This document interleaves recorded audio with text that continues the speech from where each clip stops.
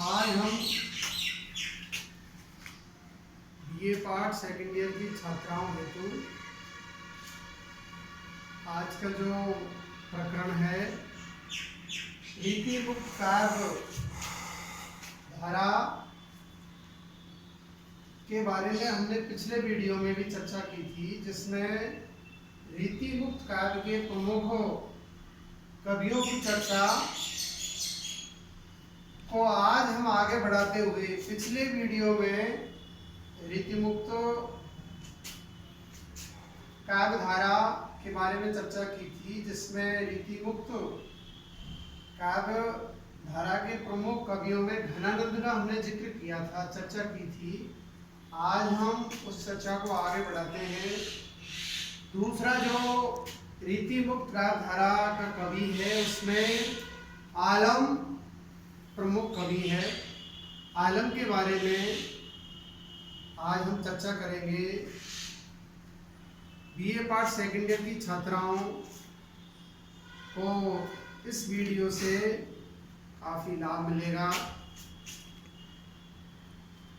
और हमारा विशेषकर आज का जो वीडियो है उसमें विशेष फोकस रीति मुक्त काव्य धारा के प्रमुख कवियों पर रहेगा। आलम रीति मुक्त काव्य धारा के दूसरे प्रमुख कवि है।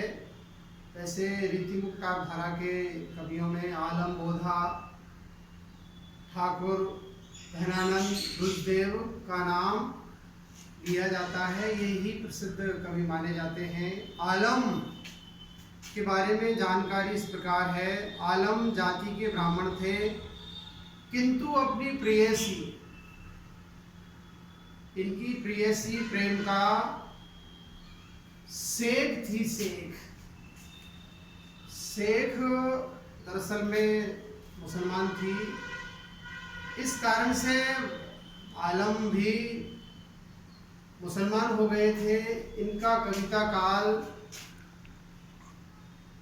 1683 ईस्वी से लेकर के 1703 ईस्वी तक माना जाता है।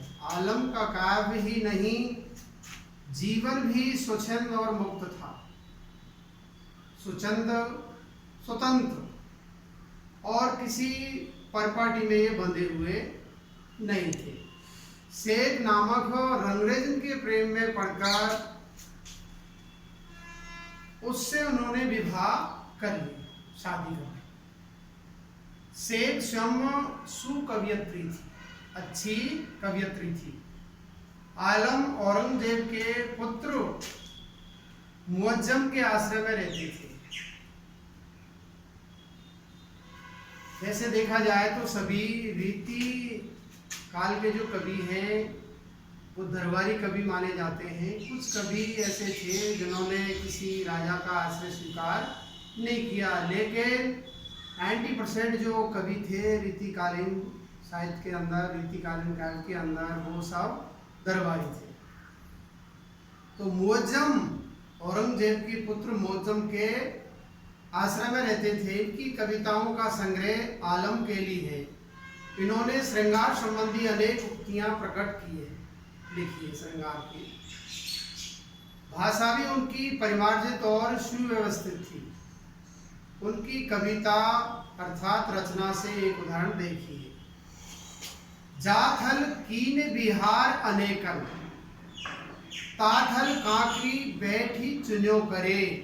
जा रसनासु करी भव बातन, ता रसनासु चरित्र गुण्यो करे। आलम जौन से कुंजन में कर के तहाव शीश धुन्यो करे। नैनन में जे सदा रहते तिनकी अब कान, कहानी सुन्यो करे। अगला रीति मुक्त का प्रमुख कवि है बोधा। ये भी 18वीं सदी के थे। इनका जन्म सम्मत 1830 यानी 1737 ईस्वी में हुआ।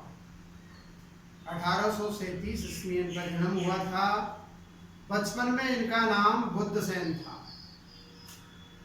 ये अपनी जन्मभूमि राजापुर से पन्ना दरबार में बचपन में ही चले गए थे। राजापुर से इनका ट्रांसफर पन्ना दरबार हो गया था।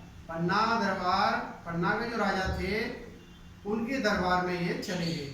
पन्ना नरेश का आशीष इन्हें मिला और वे इन्हें बोधा कहकर पुकारते थे। तभी से वे यहीं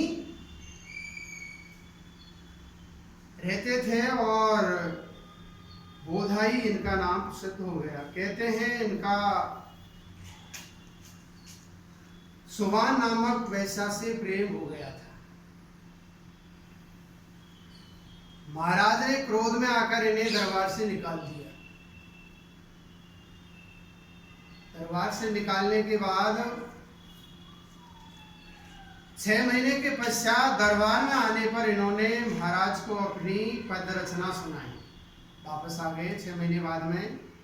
महाराज ने प्रसन्न होकर सुबान को इन्हें दे दिया, उसको हैंड ओवर कर दिया, सुपुर्द कर दिया और इनकी इच्छा पूर्ण की। शुक्ल जी इन्हें रसोन्मत के नाम से पुकारते हैं। इनके नाम से ब्रह्मवारिस इश्क नामा के अतिरिक्त फुटकल सवैया भी मिलते हैं। इनकी प्रसिद्धि लौकिक प्रेम के गायक के रूप में हुई है। अकृत्रिमता, सहज प्रेमानुभूति और भाषा की स्वाभाविकता इनकी कविता का प्रमुख गुण है, विशेषता है। सुबान की स्मृति में एक मनोरम और हृदयग्राही छंद उद्धृत है। छात्राओं को इससे लाभ मिलेगा, अपने ज्ञान में वृद्धि होगी।